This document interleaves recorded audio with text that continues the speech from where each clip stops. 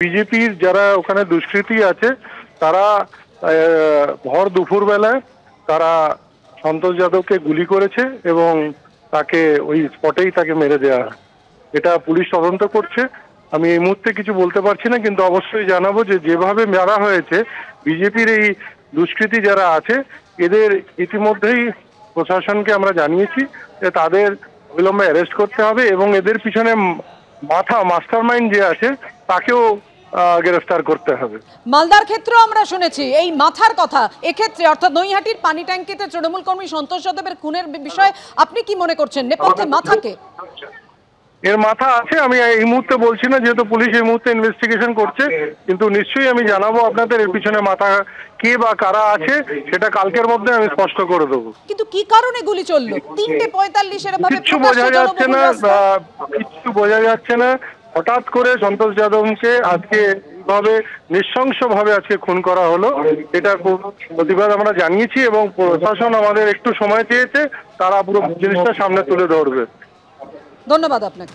লোকসভা নির্বাচনে অর্জুন সিং হেরে যাওয়ার পর থেকে তার পোষা যে ক্রিমিনাল রাজেশ সাহ চিন্টু সিং সহ আরও 8-10 জন দীর্ঘদিন ধরেই এই সন্তোষকে মারবার একটা পরিকল্পনা ছিল, যেহেতু সন্তোষ আমাদের দলের সক্রিয় কর্মী।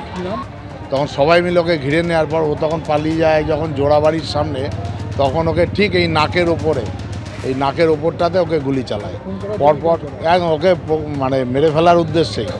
কারণ অর্জুন সিং এই চেষ্টা বহুদিন ধরেই করছিল, আজকে সফল হলো। একটা কপালের এখানে, একটা নাকে, এই দুটো গুলি ভেতরে, আর একটা এইখানে লেগেছে, একটা এখান দিয়ে বেরিয়ে গেছে। মোট 4 রাউন্ড গুলি ওখানে চালায় এবং ও ওখানটাতেই স্পটেই মারা যায়। অবশ্যই এটা অর্জুন সিং করিয়েছে। এই চিন্টু এবং রাজেশের ডাকনাম হচ্ছে ধাওড়া রাজেশ, এরা বিজেপির সমর্থক, এরা বিজেপি করে, অর্জুন সিংয়ের হয়ে এরা দল করে।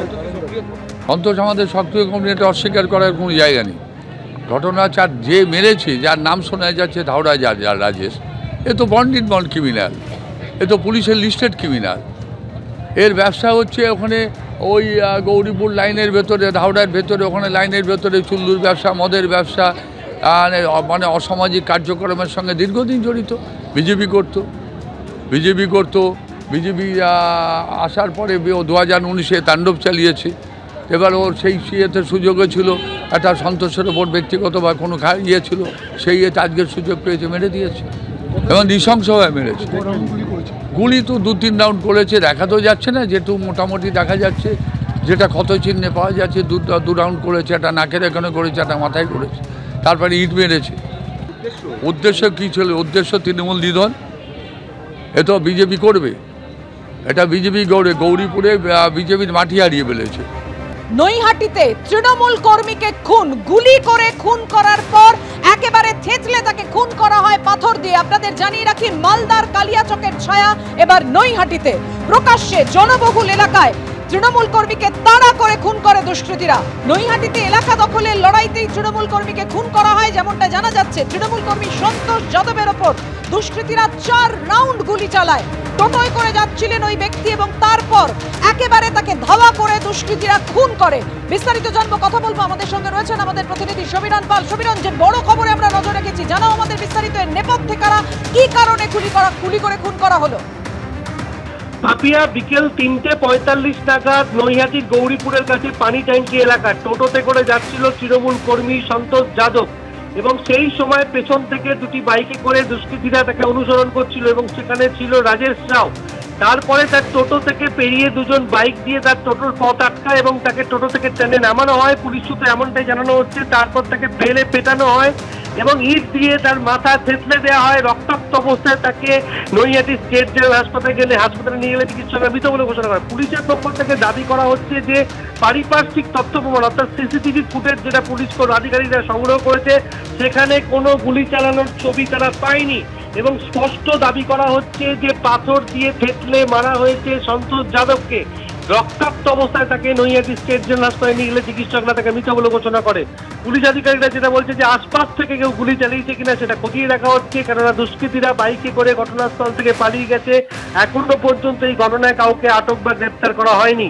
তবে পুরনো আক্রোশের জেরেই এই তৃণমূল কর্মীর ওপর হামলা বলে পুলিশের পক্ষ থেকে বলা হচ্ছে যে এর আগে সন্তোষ যাদব রাজেশের উপর হামলা চালিয়েছিল, যেটা ব্যারাকপুরের প্রাক্তন সাংসদ অর্জুন সিং অভিযোগ করছেন। বছর দেড়েক আগে রাজেশ সাউকে লক্ষ্য করে সন্তোষ যাদব গুলি চালায়। দীর্ঘদিন রাজেশ হাসপাতালে ভর্তি ছিল। গতকাল তাকে মারধর করে, তার বাড়িতে হামলা চালায় সন্তোষ যাদব। আর তারপরেই সেই ঘটনাকে কেন্দ্র করেই রাজেশ থানায় অভিযোগ জানাতে যাচ্ছিল। সেই সময় পথে দেখা হয়ে যায় সন্তোষের সঙ্গে, তখনই হামলা চালানো হয়েছে বলে দাবি করেছেন প্রাক্তন সাংসদ অর্জুন সিং। এবং তিনি এটাও বলেছেন যে এর পেছনে কোনো রাজনীতি নেই। তৃণমূলের পক্ষ থেকে নৈহাটি পুরসভার তৃণমূল পুরপ্রধান অশোক চট্টোপাধ্যায় এবং তৃণমূলের বিধায়ক সনদ দে তারা দাবি করেছেন যে বিজেপির চর্চিত দুষ্কৃতী রাজেশ সাউ হামলা চালিয়েছে তৃণমূল কর্মীর ওপরে এবং রাজেশ সাউ অর্জুন সিং এর ঘনিষ্ঠ। অর্জুন সিং অভিযোগ অস্বীকার করে তার বক্তব্য যে তার কোনো ঘনিষ্ঠ নয় রাজেশ সাউ। নৈহাটির গৌরীপুরে কুড়ি লাইন দখলের জেরেই এই ঘটনা ঘটেছে বলে তার ধারণা। এর পেছনে কোনো রাজনীতি নেই। নৈহাটির বিধায়ক সনদ দে স্পষ্ট জানিয়েছেন, যদিও পুলিশের পক্ষ থেকে বলা হচ্ছে যে পাথর দিয়ে থেতলে মারা হয়েছে, তার পারিপার্শ্বিক তথ্য প্রমাণ পুলিশ আধিকারিকদের হাতে রয়েছে, কিন্তু সনদ দে স্পষ্ট তুমি আমাদের সঙ্গে থাকো, তোমার কাছে আবারও আসবো। যে বড় খবরের দিকে আমাদের নজর রয়েছে, মালদার কালিয়াচকের ছায় এবার নৈহাটিতে তৃণমূল কর্মীকে গুলি করে থেতলে খুন। প্রকাশ্যে জনবহুল এলাকায় তৃণমূল কর্মীকে তাড়া করে খুন। আর এই খুনের পেছনেই রয়েছে বিজেপির হাত, এমনই অভিযোগ করেছেন নৈহাটি পুরসভার চেয়ারম্যান।